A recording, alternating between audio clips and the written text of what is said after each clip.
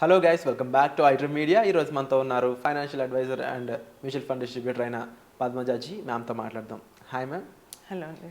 Ma'am, అసలు assets అనేవి అందరికీ తెలిసినవే. మనకున్న పొలాలు, లేకపోతే మనకున్న ఇన్కమ్ సోర్స్ ఏవైతే ఉంటాయో ఫిజికల్గా, అవన్నీ కూడా అసెట్స్ కిందగా వస్తాయంటారు కదా. బట్ ఇంకా వీటికి పూర్తి డెఫినేషన్ అనేది ఇంకా జనాలకు తెలియదు.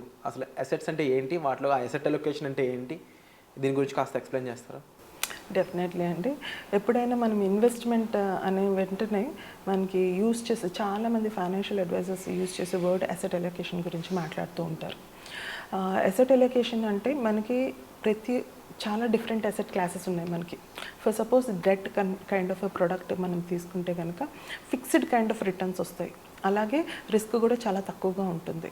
అండ్ ఆ కేటగిరీలో వచ్చే ప్రొడక్ట్స్ వచ్చి మనకి ఎఫ్డీలు, NPS, PPF or bonds, government bonds or mutual fund, debt funds లాంటివి మనం కన్సిడర్ చేయొచ్చు.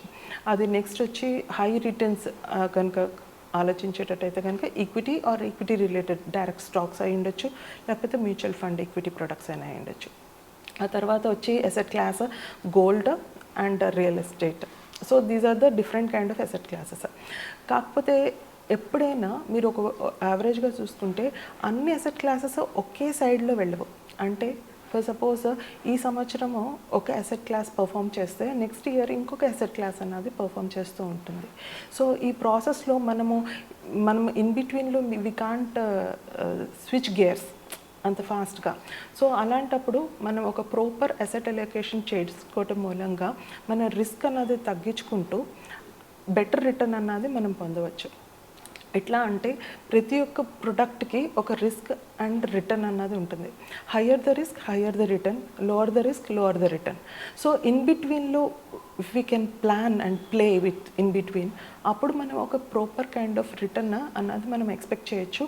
అండ్ అలాగే మన ఓవరాల్ పోర్ట్ఫోలియోలో ఎలాంటి కైండ్ ఆఫ్ వాలటాలిటీస్ని కూడా అది అబ్జర్వ్ చేసి అంటే ఒక కన్సిస్టెంట్ కైండ్ ఆఫ్ రిటర్న్స్ అన్నవి మనం పొందవచ్చు.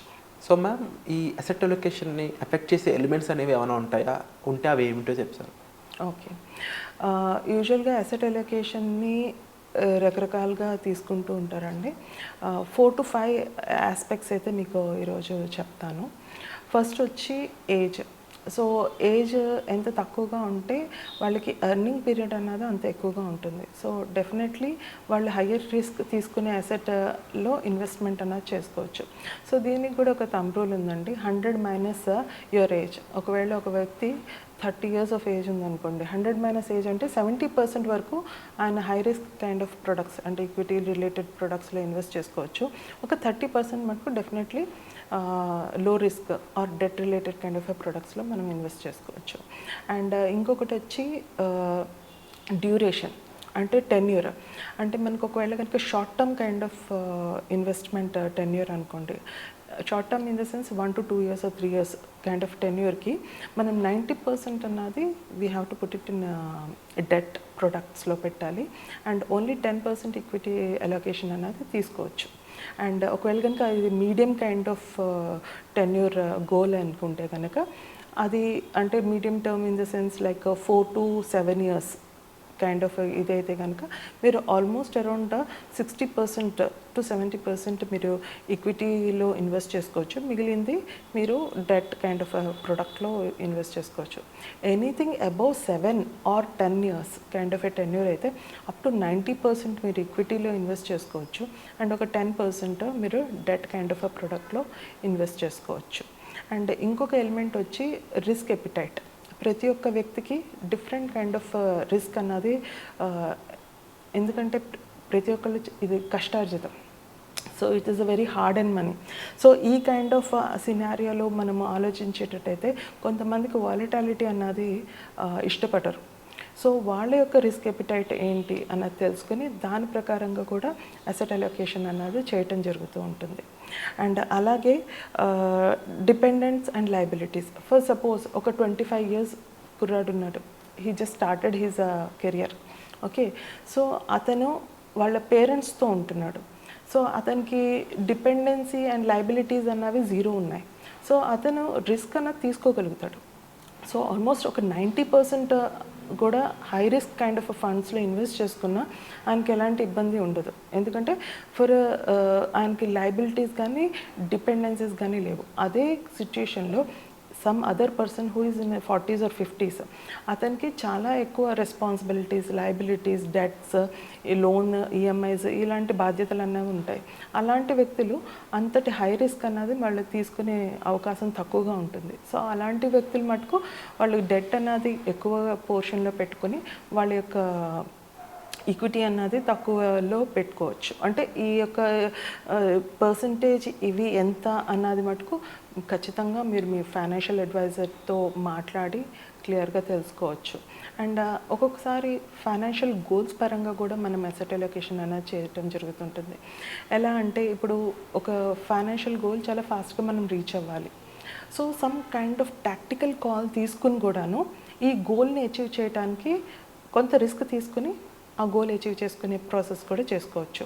కానీ ఇవన్నీ మీరు ఇండివిజువల్గా కన్నా ఒక ఫైనాన్షియల్ అడ్వైజర్ సహాయంతో మీరు చేయగలిగితే చాలా ఈ జర్నీ అన్నది మీ గోల్ రీచ్ అవటం అన్నది ఈజీగా ఉంటుంది.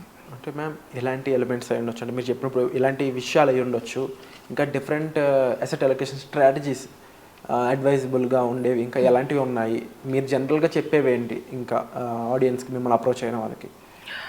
స్ట్రాటజికల్గా అండి దెర్ ఆర్ 4 డిఫరెంట్ స్ట్రాటజీస్ ఉన్నాయండి అసెట్ అలొకేషన్ స్ట్రాటజీస్లో.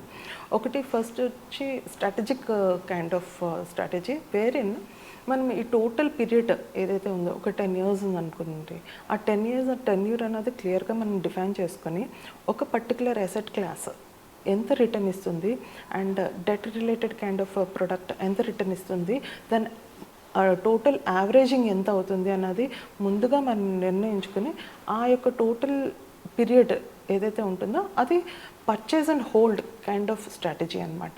సో ఇందులో మనం పర్చేస్ చేసి హోల్డ్ చేస్తాం, ఈ టోటల్ పీరియడ్లో మనం ఏమి డిస్టర్బ్ చేయము.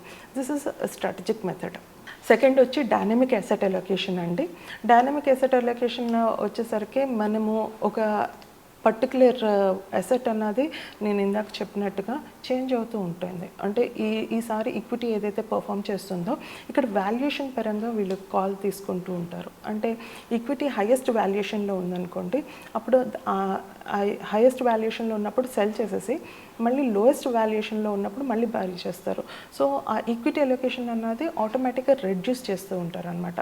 అంటే వాల్యుయేషన్ మెథడ్లో వెళ్తూ ఉంటుంది. అండ్ అలాగే వెన్ వాల్యుయేషన్స్ హైగా ఉన్నప్పుడు డెట్ కైండ్ ఆఫ్ ప్రొడక్ట్స్ని లో ఎక్కువ ఇన్వెస్ట్ చేయడం జరుగుతుంది. It could be bonds, gold or any other asset class ఏదైతే బాగా పర్ఫామ్ చేస్తుందో. అంటే యాజ్ మీకు ఐడియానే ఉండొచ్చు, లైక్ బిజినెస్ సైకిల్స్లో ఒక్కొక్కసారి ఒక్కొక్క అసెట్ క్లాస్ అనేది బెటర్గా పర్ఫామ్ చేస్తూ ఉంటుంది కాబట్టి. So this is called dynamic asset allocation. And third వచ్చి టాక్టికల్ అసెట్ అలొకేషన్. ఇది ఎట్లా అంటే మీడియం కైండ్ ఆఫ్ టెన్యూర్కి, అంటే like 2 to 3 years kind of a tenure ఉంది, 3 to 4 years kind of a tenure ఉంది. సో మార్కెట్లో మూమెంటమ్ని చూసి ఏ కైండ్ ఆఫ్ అసెట్ అన్నది బెటర్గా పర్ఫామ్ చేస్తుందో ఒక డీప్ స్టడీ చేసి అట్లాంటి టాక్టికల్ కాల్స్ అనేది తీసుకుంటూ ఉంటారనమాట.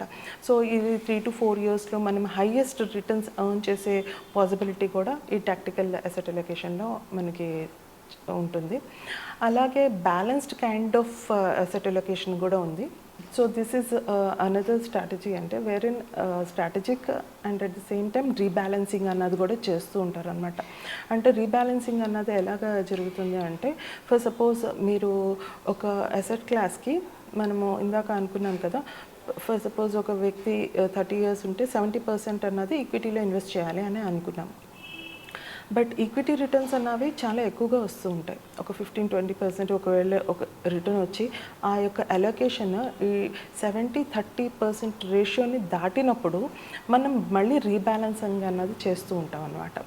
సో ఇది ఈ ఈక్విటీలోంచి సెల్ చేసి మళ్ళీ డెట్లో పర్చేస్ చేస్తూ ఉంటాం. సో ఈ strategical and rebalancing method is another method to follow. Wonderful ma'am. So overall asset allocation గురించి మాకు ఎక్స్ప్లెయిన్ చేసినందుకు thank you so much. Thank you అండి.